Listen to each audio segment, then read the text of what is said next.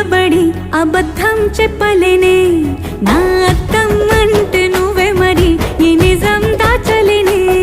ఆ అద్దం ముందు నిలబడి అబద్ధం చెప్పలేనే నా అద్దం అంటే నువ్వే మరి ఈ నిజం దాచలేనే